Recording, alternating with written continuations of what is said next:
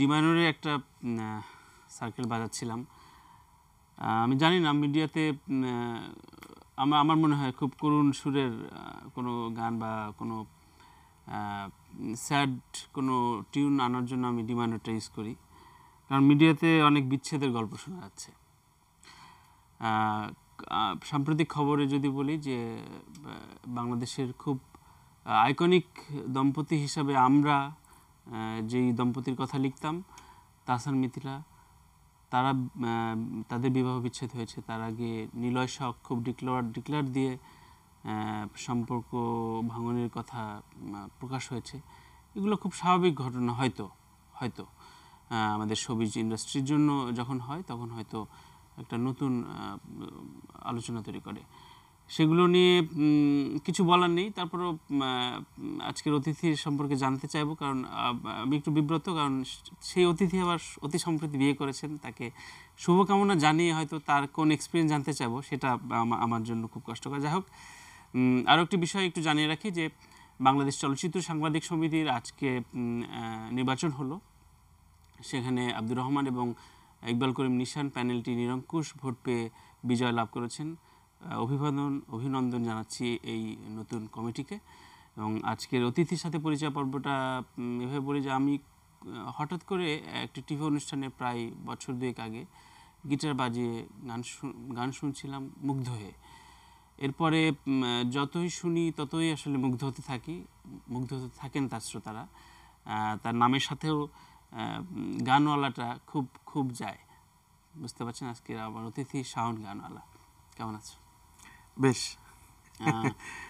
বললাম না যে একটু করুণ সুরের গল্প শুনে আজকে শুরু করলাম। তার আগে আমি একটু খুব জানতে ইচ্ছে করে, এর আগেও দেখা হয়েছে কালীভদ্রে, গানওয়ালা এই যে নামের ট্যাগলাইনটা কিভাবে, কোত্থেকে, কখন? আচ্ছা, একটু বলি যে দেখা মানে এই প্রশ্নের প্রসঙ্গে মানে আপনার সাথে আসলে একটু দেরিতে দেখা হয়ে গেছে। আচ্ছা। তারপর অবশ্যই firstly thanks for invitation. And প্রশ্নের উত্তরটা দিই, সেটা হচ্ছে 2007-এর কথা। আচ্ছা। তখনও মাত্র তখন আমি ফেসবুক ইউজ করি না। 2007। তো আমি যখন ভার্সিটিতে উঠি তখন ওই যে মানে ভার্সিটির পাশে টঙের দোকানে আড্ডাটা বেশি হতো, rather than doing the classes. So ওখানে ওই ফ্রেন্ডরা তখন নাম তো তখন খুব একটা পরিচিত ছিল না, জাস্ট ওরিয়েন্টেশন ক্লাসের পরপরই। তখন ওরা সবাই দেখতো যে একটা ছেলে গিটার বাজিয়ে টঙের দোকানে গান গাচ্ছে, ওকে গানওয়ালা নাম ডাকতো। তো ওখান থেকে হঠাৎ করে মনে হলো যে ফেসবুকে আসলে নামটা কি দেবো, কারণ তমক সুপারম্যান, তমক স্পাইডারম্যান, তমক এঞ্জেল এরকম মানে অনেক নাম এসছে ফেসবুকে। বাট সো মানে ওই জায়গা থেকে একটু ইউনিক হওয়ার চেষ্টা করলাম যে আসলে কি করা যায়। তো আমার ডাকনাম যেহেতু শাওন, সো সেখান থেকে আসলে শাওন গানওয়ালাটা মানে ফেসবুকের জন্য আমি ইউজ করলাম। তারপর পরবর্তী যখন আমি যখন স্টেজে আসলে পারফরমেন্সের জন্য যাইতাম, তখন চিন্তা করলাম মানে আমি আসলে নিজেকে কিভাবে আমি মানে পরিচয় করাবো। তখন থেকে ব্র্যান্ডটা কিভাবে, এক্স্যাক্টলি নট ব্র্যান্ড, তখনও ব্র্যান্ডের চিন্তাটা করিনি আসলে, সত্য কথা। তখন আমি ব্র্যান্ডের চিন্তা করিনি। বাট তখন মনে হলো যে ওকে, মানে শাওন গানওয়ালা। গানওয়ালার দুটো লাইন শুনি, তারপর বাকি প্রশ্ন আমি যাচ্ছি। ওকে, গানওয়ালার দুটো লাইন যদি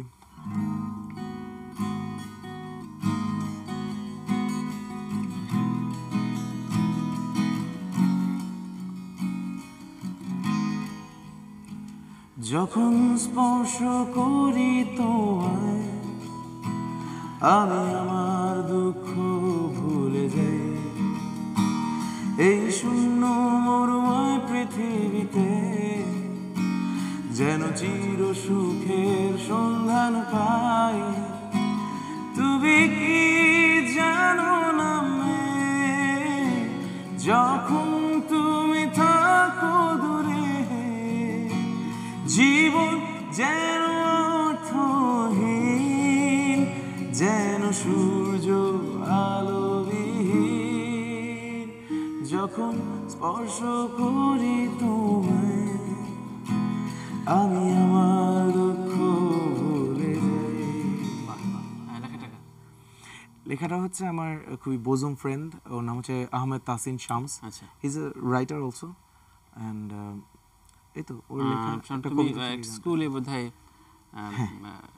কাজ করছে, এবং সেক্ষেত্রে এই মিউজিকের সাথে রিলেট করা এবং গানটা কখন মনে হলো যে গানের সাথে থাকবো? গানের সাথে থাকাটা তো একেবারে মানে ছোটবেলা থেকেই, মানে যখন ক্লাস 3 or 4 পড়ি তখন থেকে আসলে গান শেখা, বাসাতেই গান শেখা, তারপর বাফাতে গান শেখা, দেন বাফা শেষ করতে করতে যখন ইন্টারমিডিয়েট শেষ করলাম তারপর চিন্তা করলাম যে rather doing the general subjects, অন্য জেনারেল কোনো সাবজেক্টসে আমি পড়াশোনা করার চাইতে আরেকটু জেনারেল সাবজেক্টে আসি, দ্যাট ইজ মিউজিক। সো মনে করলাম যে যেহেতু মানে তখন থেকে একটা ইচ্ছা ছিল যে আসলে মানে মিউজিকটা হয়তো করলে খুব ভালোভাবে করতে পারবো। আচ্ছা আচ্ছা। তো সেখান থেকেই আসলে মিউজিকে পড়াশোনা। আশেপাশের লোকজন বলেনি যে মিউজিক করে অতটা? হ্যাঁ অবশ্যই বলছে, আমার নিজের মানুষরাই অনেক বাড়ি ভাড়া পাবি না, বউ পাবি না, মানে এরকম অবশ্যই হয়েছে। মানে আমার ফ্যামিলিতেই অনেকে বলেছে যে ওকে মিউজিক কি তোকে ভাত আনবে? আচ্ছা, আমি বললাম যে ভাত যদি খাওয়ার থাকে খাবো, না খেলে সমস্যা নেই। ইটস ওকে, বাট নিজের আইকনিক মানে পছন্দের বা আদর্শের মানুষগুলো মানে মিউজিক্যালি যদি বলি, আমি খুব বেশি গান শুনতাম যাদের, তারা হলেন সবার প্রথমে বলবো অবশ্যই মানে আমি নিজেকে আমার নিজের আইডল, আমার নিজের নায়ক বলতে যাকে আমি মনে করতাম, হেমন্ত মুখার্জি, আচ্ছা, দেন মোহাম্মদ রফি সাহেব। এর মানে এই মুহূর্তে জাস্ট এনাদের মানে এই দুইজনের নাম আসলে না বললে। একটা প্রশ্ন জানতে ইচ্ছা করছে, ধরো এখন তো ইদানিং খুব চটুল গানের একটা চলছে, ইডিএম প্লাস মানে যে কোনো গ্রুভি বা পুরনো গান রিমিক্স করেও সেটার একটা ডিজে ভার্সন। সেই জায়গায় সাউন্ড গানওয়ালার গানগুলো না একটা মনের আরাম দেয়। এটা সো এই আরামটা ঠিক বাজারে কতটা সাপোর্টিভ হয় বা নিজের ক্যারিয়ারের ক্ষেত্রে এই সময়ের অ্যাসপেক্টে তোমার কাছে কি মনে হয় যে একটু রিস্কি কিনা? রিস্কি, বাট একটা ব্যাপার আমি কোট না করে পারবো না, সেটা হচ্ছে যে ইন বিটুইন সামওয়্যার বাঙালি কিন্তু অনেক মেলোডিয়াস। সো যতই আমি ট্যাকি গান শুনি না কেন, যতই আমি একটু রিদমিক গান শুনি না কেন, এন্ড অফ দ্য নাইট আমাকে মানে শ্রবণের জন্য আরাম দিবে কিন্তু অবশ্যই সেই মেলোডি নাম্বারগুলো। ইভেন আমি তো সেই জেনারেশনে, যে জেনারেশনে জাস্ট মানে ইয়ো কিডস, একদম মানে একেবারে ইয়ো জেনারেশনের মানে মানুষ আমি। সো সেখান থেকে এসে মেলোডি নাম্বারগুলো করা ইজ মানে আমি দেখলাম, আমি আসলে মানে এই পর্যন্ত আস্তে আস্তে আসলে যেটা দেখলাম যে মেলোডি ইজ মানে এরপরে ধরা যাক যে স্টেজে ক্যারিয়ারের যে দৌড় থাকে, যে না স্টেজে তো সেই রকম ফাটানো গান লাগবে, একটা প্লেলিস্ট লাগবে, তো সেক্ষেত্রে একটা কাজ করে না যে ওই স্ট্রেসটা কাজ করে, বাট স্টিল অডিয়েন্সকে কিভাবে ক্যাপচার করো? সাউন্ডের একটা অডিয়েন্স আছে, যারা সাউন্ড গানওয়ালা গান শুনে তারা মানে তারা আসলে মেলোডিয়াস লিসেনার। এই অ্যানসারটা আমি মানে তারা অবশ্যই মেলোডিয়াস লিসেনার, এবং তারা আসলে গান মানে তারা সুর ও বাণী নির্ভর গান শুনতে আসলে পছন্দ করে, আমি যদি বলি মানে টু বি ভেরি স্পেসিফিক। আচ্ছা, তার মানে খুব স্টেজ মাতানো গান মানেই যে একেবারে ফার্স্ট বিটের গান বা চটুল গান, সেটাই অবশ্যই। আচ্ছা, এবার একটু আসি যে মেয়ে পটানো গান কতটা? শুরু থেকে খুবই ট্রিকি একটা কোশ্চেন আসলে। ঠিক না, খুব সহজ সরল প্রশ্ন, বাট আমার জন্য একটু ট্রিকি। অন্য কোনো ঘুরিয়ে করলাম না অবশ্যই না, শুরু থেকেই। কারণ একটা থাকে না মানে একটা মানে বয়সের একটা ক্রেজ থাকে, বয়সের একটা মানে অবশ্যই একটা চাহিদার ব্যাপারটা থাকে। না শুনি যে গিটারিস্টরা বা যারা গান করেন তারা কোন একজনকে মুগ্ধ করার জন্যই, প্রথম কাকে মুগ্ধ করার জন্য না, আমার একটু প্রথম কাকে মুগ্ধ হিরোইক ব্যাপার থাকে তো, প্রথম কাকে মুগ্ধ করার জন্য লিখেছিলাম, এটা আসলে আমার জন্য এখন সার্চ করাটা আসলে একটু ডিফিকাল্ট, বিকজ মার দিবে না, বাট আমি আসলে খুব স্পেসিফিক্যালি আমি বলতে পারবো না, because there are so many.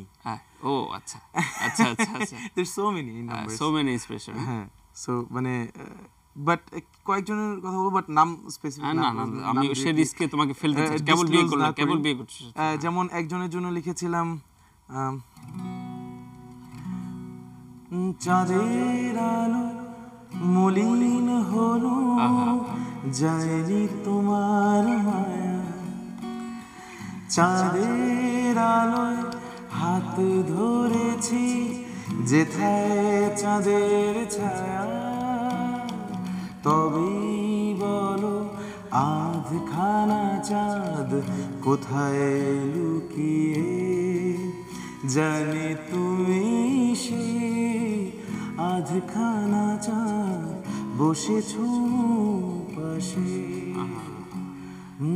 আধখানা চাঁদ উকি দেয় আকাশে দ্যাট মিন্স আধখানা চাঁদ আকাশে ঝুলছে বাট বাকি আধখানা কোথায় ওটাই ডিসকভার করলাম যে okay she is just beside me কেন কেন মেয়ে পড়বে না স্বাভাবিক মানে আমি খুব সিম্পলি বলছি যে গানটা আসলে কোন ধরনের আবহ তৈরি করার জন্য তোমার সুর করার ক্ষেত্রে কোন ধরনের মুড খুব কাজে দেয় মানে খুব বেশি হ্যাপি থাকলে খুব ভালো টিউন আসে না একটা মন খারাপটা অনেক বেশি প্রেফারেবল ফর মানে ডুইং নিউ মিউজিক আচ্ছা আচ্ছা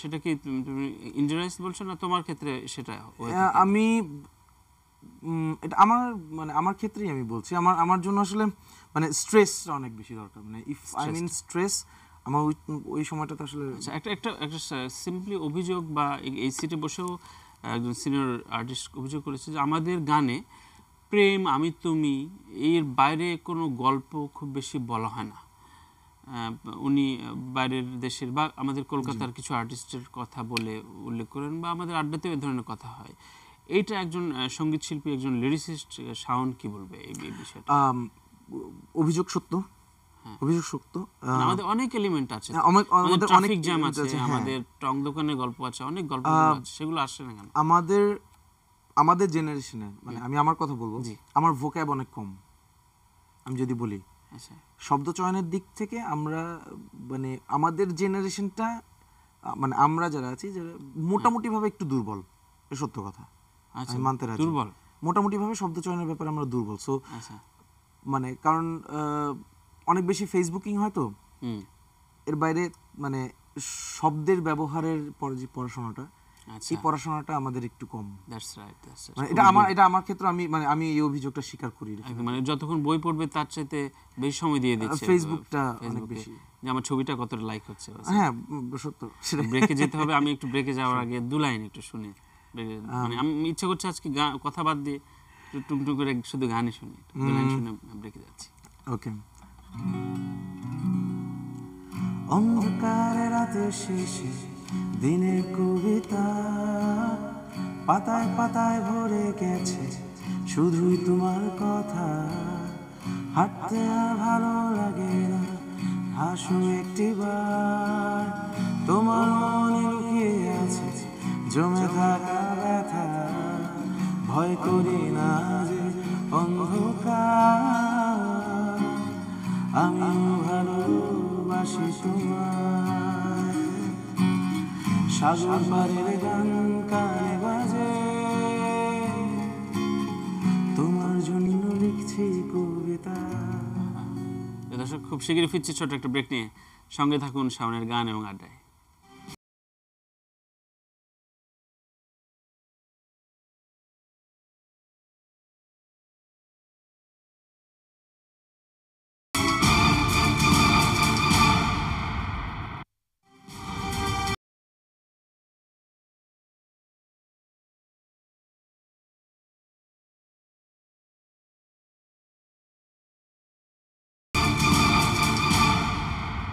দর্শক স্বাগত আরো একবার ইয়াং নাইট লাভ বক্সে আমি তার ভিতরে কথা বলছি গান শুনছি শাওন গানওয়ালার শাওনের পুরো নামটা শোনা হয়নি প্রথমে আমার পুরো নামটা একটু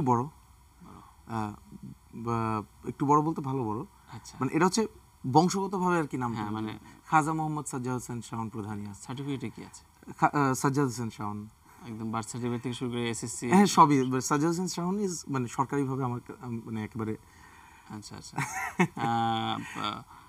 ত্রয়ী কি নামে ডাকে ত্রয়ী গানওয়ালা ডাকে হ্যাঁ আচ্ছা আচ্ছা এবার বলো যে প্রেমের শুরুটা দুজনের প্রেমের শুরুটা বছর দুয়েক হবে মানে আজ তো 21 তারিখ আর 6 দিন পর 2 বছর পূর্তি আমার 2 বছর ইনফ্যাক্ট আমি খুব মিস করছি তোমাদের দুজনকে একসাথে আমার শোতে চাচ্ছিলাম এনিওয়ে ঠিক এই মুহূর্তে যেই প্রশ্নটা আমার কাছে তোমাকে একটু জানতে ইচ্ছে করছে বা জানাতে ইচ্ছে করছে দর্শকদের, যে ধরো ইয়াং নাইট লাভ বক্সে যেই গল্পগুলো স্বপ্নিলয় এসছে, তাহসান এসছেন, বেশ কিছু প্রোগ্রাম হচ্ছে, সেক্ষেত্রে এই প্রশ্নগুলো যিনি দেখছেন আজকে সবিজে তোমার প্রতি কৌতূহলী হয়ে, তোমার ফ্যান হয়ে একটা প্রশ্ন খুব অ্যারেজ করে যে না, সবিজে তো ভাঙনই হচ্ছে। আমার কথা হচ্ছে সমসাময়িক বা সমগোত্রীয় বা সবিজে আছে স্বামী স্ত্রী দুজনাই, এক্ষেত্রে কি সমস্যা নাকি না, এটা যে কমন তোমার কাছে 2 বছরের সংসারে আসলে বলা মুশকিল, তারপরও পারিপার্শ্বিকতা নিয়ে তোমার একটু মন্তব্য শুনতে চাচ্ছি। খুবই টিপিক্যাল একটা প্রশ্ন, মানে খুবই ডিফিকাল্ট অ্যান্ড টিপিক্যাল একটা প্রশ্ন। এখন এটার অ্যান্সারটা যদি দিতে হয়, এটা আসলে মানে পার্সন টু পার্সন ভেরি করে definitely, how we arrange to manage all the things of. তো সেক্ষেত্রে তোমার ফ্যামিলি বা তোমাদের ফ্যামিলিতে তোমার খালা, তোমার শাশুড়ি, তোমার শালক শালিকারা এই ধরনের গল্পে, এই ধরনের স্টোরিতে, এই ধরনের নিউজে কোন ধরনের শঙ্কাবোধ করে কিনা, সবিজে তোরা একটু সাবধানে থাকিস? না, কারণ ব্যাপারটা একান্তই ব্যক্তিগত, এবং ব্যক্তিগত জিনিসগুলোকে যতটুকু মানে পাবলিকলি ফ্ল্যাশ আউট না করা যায়, ততটুকু আমার মনে হয় বেঁচে থাকা যাবে।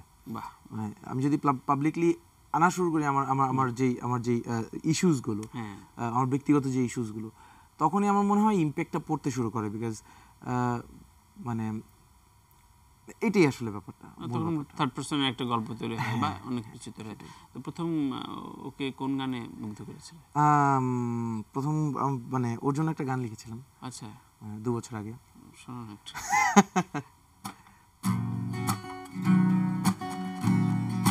গানটা খুব রিসেন্টলি রিলিজ করার প্ল্যান আছে। আচ্ছা, রিলিজ হয়নি এখনো, রিলিজ করেছি। ঘুমটা যেন ভাঙে তোমার মৃদু ডাকে, হারিয়ে ফেলি সময় তোমার দেখার ফাঁকে।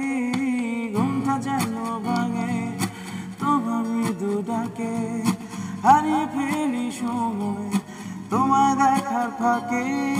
স্বপ্নটা যেন হয় সত্যি, যেন হয় জীবনটা করে দেব তোমার নামে।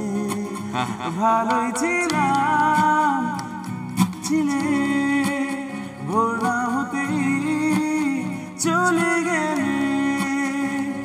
দেখো সাগর আকাশ মেঘে রাত্রই তোমার নামেই কেনা। তুমি লক্ষ্মী টুনটুনি জাদু সোনা, তুমি ছাড়া 2 চোখে ঘুম আসে না। একদম একদম, কেন প্রিয় পড়বে না, তাই না? তোমাদের কাপল জন্য অনেক অনেক শুভকামনা। একসাথে কোন একটা পর্বে হয়তো নিশ্চয়ই ইনশাআল্লাহ ত্রয়ী এবং শাওনের গল্প শুনবো। তোমার স্কুলের কথা শুনছিলাম অফারে, একটু শুনতে চাই যে ধরা যাক কালকে যখন স্কুলে স্টুডেন্টদের সাথে গল্প করবে, হয়তো কোনো স্টুডেন্ট অনেকেই রাত জাগেন এবং স্যারের শোটা দেখবে, সেক্ষেত্রে আমি একটু জানতে চাচ্ছি তাদের কিউরিয়াস মাইন্ডটা, এখনকার ছেলেপেলেদের কিউরিয়াস মাইন্ডটা কেমন, যে কী ধরনের গান শুনছে, কী ধরনের গান শুনতে চাইছে, শিখতে চাইছে। মানে এই গান শোনার ক্ষেত্রে ওদের টপ চার্টে সবচেয়ে বেশি থাকে যেগুলো, সেগুলো হচ্ছে মানে ওয়েস্টার্ন পপ অ্যান্ড রক। আচ্ছা আচ্ছা, নাম্বারগুলো খুব স্পেসিফিক্যালি যদি বলি গানগুলোর নাম, যেমন jar of hearts, demons, diamonds, তারপরে আরও কিছু আছে যেমন দেসপাসিতো নতুন জাস্ট হিটস, এরপর শেপ অফ ইউ, তারপর ক্লোজার। এই গানগুলো তাদের মানে ওই মানে কি বলে আইপড কিংবা আইফোনের ভিতরে তাদের লিস্টে থাকে, গানের লিস্টে থাকে এই গানগুলো। সেখান থেকে আমার স্টুডেন্টসদেরকে আমি যখন আসলে গান শেখাতে যাই, তখন মানে তাদেরকে আমি প্রাধান্য দিই তাদের কাছে যে গানগুলো পছন্দ, সেই গানগুলোকে সবার আগে প্রাধান্য দিই। তারপর আমাদের ওকেশন অনুযায়ী, ফেস্টিভ অনুযায়ী যে গানগুলো করাতে হয়, যে গানগুলো তাদেরকে শেখানো দরকার, যেমন ডেফিনেটলি জাতীয় সঙ্গীত তারা প্রপারলি মানে শিখতে হয় তাদের। আরো কিছু বাংলা আধুনিক গান তুমি কি কতটা তাদের মধ্যে অনেকে আছে ফোক খুব চমৎকার গায়, অনেকে আছে বাংলা আধুনিক গান খুব চমৎকার গায়। বিশেষ করে মানে আমাদের এই বাংলাদেশের যে আধুনিক বাংলা গানগুলো আছে, এগুলো তারা খুব সুন্দরভাবে মানে কভার করতে পারে। বাট ওই যে তাদেরকে ওই ইন্সপিরেশনটা আনতে হয় যে okay you have to do music in this way, মানে মানে খুব গতানুগতিক ধারা থেকে একটু ডিফারেন্ট ওয়েতে এসে যদি তাদের কিছু, যেমন তারা কখনোই আমাকে মানে অবশ্যই তাদের জেনারেশনটা একটু ডিফারেন্ট, মানে আমি যদি বলতে চাই তারা আমাকে খুব বেশি মানে দেখতে পছন্দ করে with a guitar, not with harmonium, but আমি তাদেরকে তানপুরা প্র্যাকটিস করাই।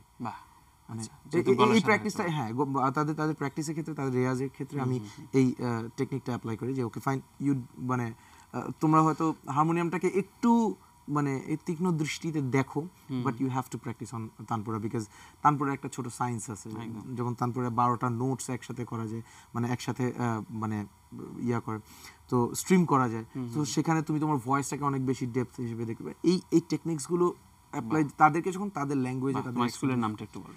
আমার স্কুলের নামটা হচ্ছে DPS, Delhi public school, STS গ্রুপের আন্ডারে। এটাই। বাহ, চমৎকার। এবং নিশ্চয়ই শাওন গান্ডালার মতো স্যারকে যারা পেয়েছে, they are very fond of me, definitely.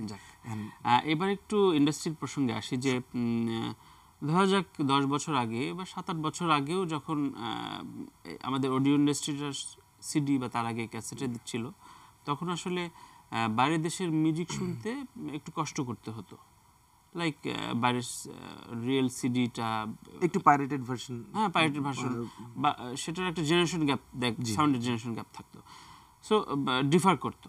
এখন তো শাওন গান্ডালার যে গানটা ছাড়ছে সেটা তো ইউএস থেকে দেখা যাচ্ছে, ইউরোপ থেকে দেখা যাচ্ছে, বা ইউরোপের কোনো গান বাংলাদেশের যে কোনো লিসেনার পাচ্ছে। সো এখন টার্মটা খুব ডিফিকাল্ট কিনা প্রথম প্রশ্ন। আর ডিফিকাল্টের এই জায়গাটায় বসে ভিডিওর যে মেকিংয়ের মানটা বা ভিডিও মেকিংয়ের যে এফোর্টের ব্যাপারটা, টাকা পয়সার একটা ব্যাপার আছে, তো সো শাওন হয়তো এফোর্ড করতে পারলো, তার পপুলারিটি আছে, তার একটা ইনভেস্টর আছে। নতুন যে গান যারা করছে, যার খুব ভালো গলা আছে, তাদের জন্য কতটা আসলে চ্যালেঞ্জ? এটা চ্যালেঞ্জটা বড় হচ্ছে যে মানে যারা মানে অলরেডি ডেভেলপড আর্টিস্ট যারা রয়েছে, আমি সবাইকে অবশ্যই, তারা সবাই স্ট্রাগল করেই আজকে এই পর্যায়ে এসেছেন। অনেকেই আছেন, আমি কাউকে স্পেসিফিক্যালি নাম বলছি না, সবাই স্ট্রাগল করে এসেছেন, বাট তারা তাদের জায়গাটা অনেক পরিপক্ত করে রেখেছেন এখানে। আমি দ্বিতীয় প্রশ্নটা একটু আগে আসি, সেটা হচ্ছে যারা নতুন আসছে গানে, যারা নতুন গান করছে, অবশ্যই মানে তাদের জন্য হয়তো ফ্রি, মানে ওই যে মানে একেবারে ফ্রি অ্যান্ড ফ্র্যাঙ্ক প্রডিউসার্স কিংবা ইনভেস্টার্স হয়তো পাওয়া যায় না। যেমন আমি কখনো আমি খুব রেয়ারলি আমি পেয়েছি, বাট ওটা আমাকে নিজের আন্ডারে আমাকে ব্যবস্থা করে সেটাকে তোমাকে অ্যারেঞ্জ করতে, আমাকে অ্যারেঞ্জ করে নিয়ে সেটাকে আমার সামনে নিয়ে এসে বেশ অনেক মানে কাঠখড় পোড়াতে হয়। সেক্ষেত্রে কি খুব বেশি প্রয়োজন না যে এখন একদম ইনভেস্টর, রিয়েল ব্যবসায়ী এই মিউজিক ভিডিও ইন্ডাস্ট্রিতে ইনভলভ করানো? লাইক যদি উদাহরণ দিয়ে, যে ঋত্বিকের দুটো গান করো রিলায়েন্সের মতো বড় কোম্পানি, সো এরকম রিলায়েন্স বা টাটা বা বড় বড় ইন্ডাস্ট্রিয়ালিস্টরা মিউজিক ভিডিওতে ইনভেস্ট করছে, বিকজ অফ তারা বুঝছে যে এটা একটা ব্যবসার জায়গা। বাংলাদেশি কোনো ব্যবসায়ী আদৌ তারা জানেন কিনা যে এটাতে আসলে? হ্যাঁ, বাংলাদেশে যেটা হচ্ছে যে টেলকোগুলো, তারপর টেলকোগুলোর নিজস্ব কিছু মিউজিক্যাল অ্যাপস আছে, যদি মানে তার টেকনোলজি বেসড আসলে এই কাজগুলো করেন।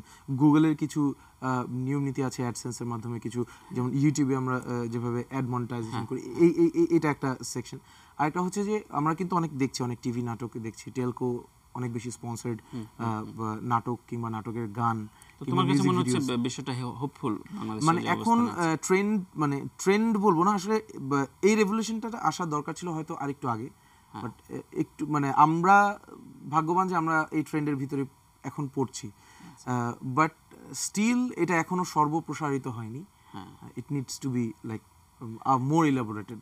আমি কেমন মনে হয় যে গান গেয়ে, গান শিখে বা গানের সাথে থেকে জীবনটা কত রিল্যাক্স থাকা যায়?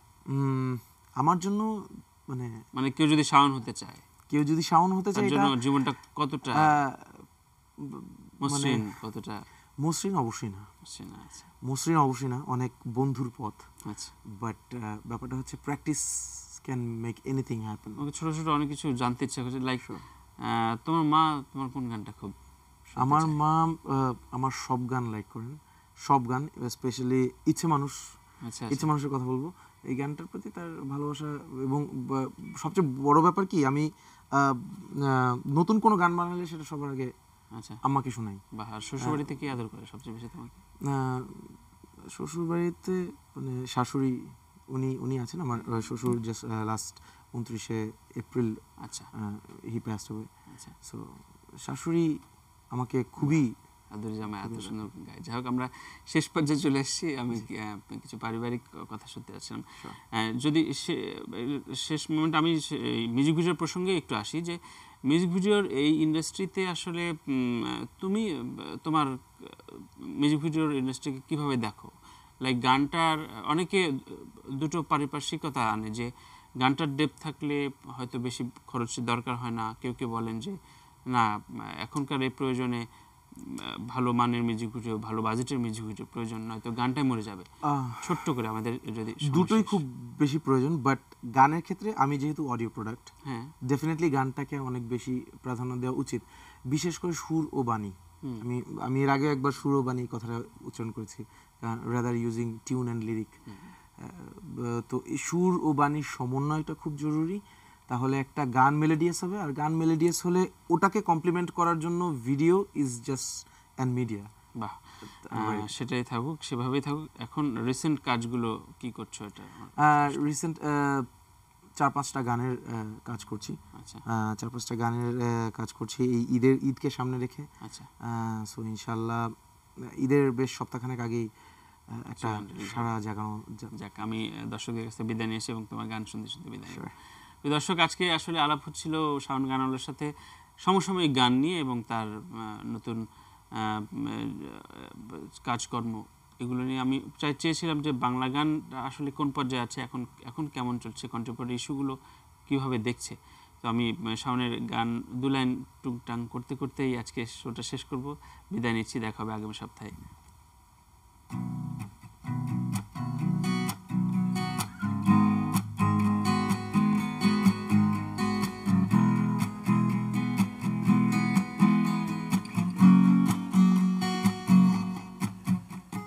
কি যেন হয়ে গেল আমার অন্তরে, গাছ তিলে তিলে মনের রগচরে, ভাবে দিন যায় কতদিন আসে,